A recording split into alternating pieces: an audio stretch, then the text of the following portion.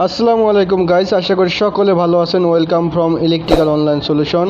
আজকের ভিডিওতে দেখাবো এক্সজস্ট ফ্যান আপনারা কিভাবে ফরওয়ার্ড এবং রিভার্সে ঘোরাবেন। তো এই জন্য প্রথমে আমি দেখাবো এক্সজস্ট ফ্যান আসলে কীভাবে কোথায় ব্যবহার করা হয়, এরপর আমরা সরাসরি কানেকশনে চলে যাব। তো চলুন দেখে নিই।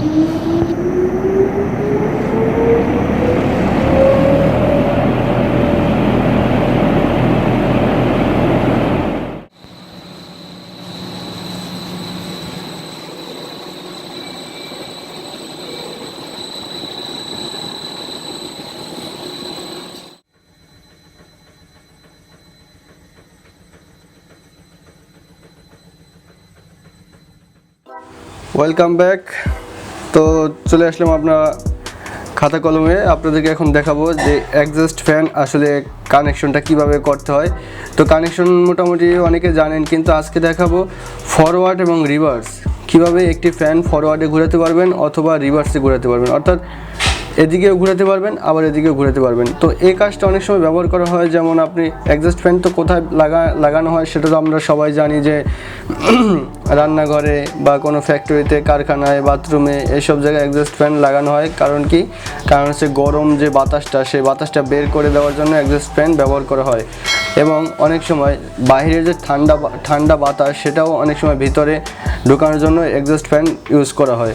তো সেজন্য অনেক সময় আমরা সাধারণত যে কোনো একভাবে ঘুরিয়ে থাকি, ফরওয়ার্ডে ঘুরিয়ে থাকি। কিন্তু আজকে আমি এই কানেকশনটা দেখাবো যে এক্সজস্ট ফ্যানটা আপনি সুইচের মাধ্যমে একবার রিভার্স ঘোরাতে পারবেন, একবার ফরওয়ার্ড ঘোরাতে পারবেন। অর্থাৎ ভিতরের বাতাসটা আপনি বাইরে বের করে দিতে পারবেন, আবার যখন দরকার হবে বাইরের ঠান্ডা বাতাসটা আপনি ভিতরে নিয়ে নিতে পারবেন।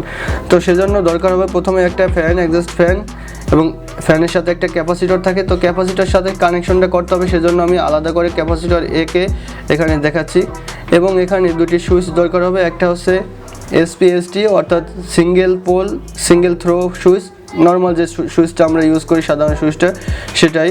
এবং আরেকটা হচ্ছে 2 ওয়ে সুইচ, যেটাকে বলা হয় এসপিডিটি অর্থাৎ single pole double throw switch. তো কথা বেশি বাড়াবো না, চলে যাই আমি কানেকশনে। এখানে দেখতে পাচ্ছেন একটা ফ্যানের সাধারণত 3টা তার থাকে। এখানে একটা নিউট্রাল এবং 2টা ফেজ তার থাকে। কয়েলের যে কানেকশন থাকে সেটা 3টা তার থাকে, একটা নিউট্রাল এবং 2টা ফেজ লাইন থাকে। এটা ক্যাপাসিটরের সাথে কানেকশন করতে হয় এবং ফেজ লাইনের সাথে কানেকশন করতে হয়। তো এখানে আমি প্রথম সুইচ থেকে কানেকশনটা শুরু করি। যেহেতু এটা ফেজ তার থেকে আমরা যে নর্মাল এখান থেকে আমি ফেজ নেব এবং এটা নিউট্রাল তার নেব। তো ফেজ তারটা আমি প্রথম যে নর্মাল এসপিএসটি সুইচটা, সেখানে কানেকশন করে দেই। এটা হচ্ছে পোর্ট, এটা নিউট্রালের পোর্ট। তো এখানে ফেজ তারটা আমি সুইচের নিচের প্রান্তে লাগিয়ে দিলাম এবং সুইচের যে অপর প্রান্ত সেটা আমি এসপিডিটি অর্থাৎ ডাবল থ্রো সুইচের মিডল পয়েন্টে লাগিয়ে দিলাম। এবার এসপিডিটি এর 2টা পয়েন্ট থাকে, উপরে একটা নিচের একটা পয়েন্ট থাকে। আমরা জানি সাধারণত এসপিডিটি সুইচ সাধারণত উপরে যখন অন করি তখন উপরে কাজ করে, এবং যখন নিচে অন করি তখন নিচে কাজ করে।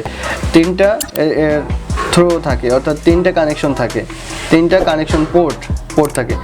এখন আমি একটু উপরে যদি যাই, এখানে দেখতে পাচ্ছেন 2টা ফেজ তার অর্থাৎ 2টি কয়েলের 2টি তার এখানে আসছে। তো তার দুটি আমি সরাসরি ক্যাপাসিটরের 2টি তারে লাগিয়ে দেব।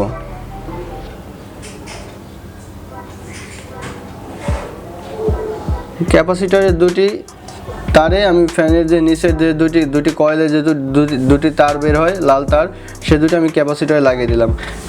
এবং নিউট্রাল যে তারটা আছে সেটা সরাসরি আমি